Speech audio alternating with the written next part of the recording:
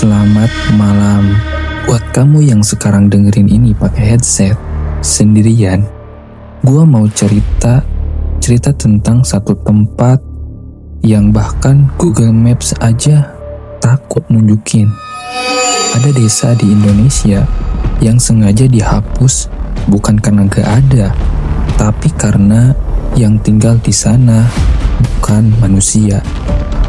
Siap, kita mulai. Cerita ini gue dapat bulan lalu dari Mang Ujang, supir truk ekspedisi. Udah 20 tahun dia bolak-balik jalur selatan Jawa Barat. Dia bilang gini, "Nah, mau lewat jalan Cikali pas jam 1." Gua nanya, emang kenapa Mang? Dia diem, terus ngeluarin rokok. Di sana aya desa, tapi desana teu aya.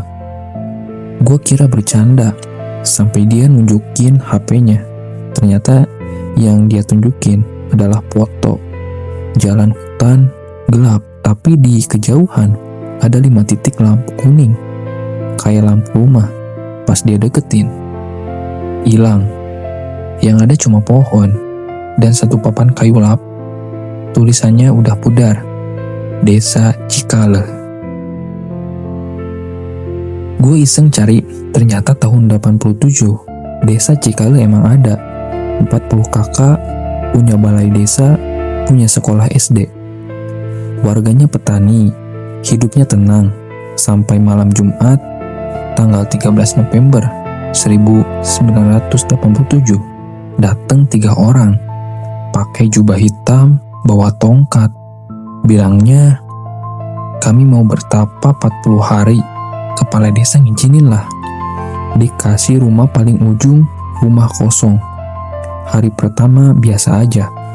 Hari kedua, warga negan suara gamelan jam 3 pagi. Hari ketiga, pagi-pagi desa kosong. Kosong cuy, bener-bener kosong. 40 rumah kosong semua. Nasi di dandang masih anget. Baju masih di jemuran. Ternak masih di kandang, tapi orangnya lenyap. Polisi datang, TNI datang, cari 1 bulan, nihil. Akhirnya desa itu dinyatakan hilang. Dan 2 tahun kemudian, dihapus dari peta resmi. Nah, ini bagian yang paling banyak diceritain. 5 tahun setelah kejadian, ada pendaki nyasar. Dia bilang lihat cahaya dari lembah. Pas diturunin, beneran ada desa. Lampunya nyala, ada asap, tapi di gerbang masuknya ada 3 papan. Ditulis pakai arang. Peraturan pertama, dilarang masuk membawa cermin dan foto. Arwah tersesat kalau lihat bayangannya. Peraturan kedua, jika azan berkumandang, jangan menoleh ke belakang, walau nama kamu dipanggil. Peraturan ketiga, jika ada yang mengetuk pintu 3 kali tengah malam, jangan dibuka. Pendaki itu tertawa. Dikerap prank, dia masuk, dia nginep. Besok paginya, yang nemu dia cuma sandal sebelah dan jejak kaki menuju ke hutan, tapi jejaknya cuma 1. Yang satunya lagi nyeret. Sampai sekarang, tiap 35 hari sekali, tepatnya malam Selasa Kliwon, supir truk masih dengar suara musik, suara orang ketawa, suara orang hajatan dari arah lembah tempat desa itu dulu. Ada yang pernah nekat berhenti. Dia cerita, "Pak, saya lihat banyak orang pakai baju pengantin semua, lagi nari, tapinya kenapa Pak? Kepalanya muter ke belakang Pak.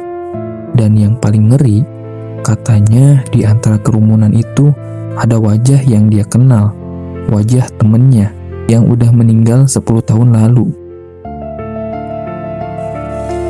Jadi desa Cikale masih ada atau udah gak ada?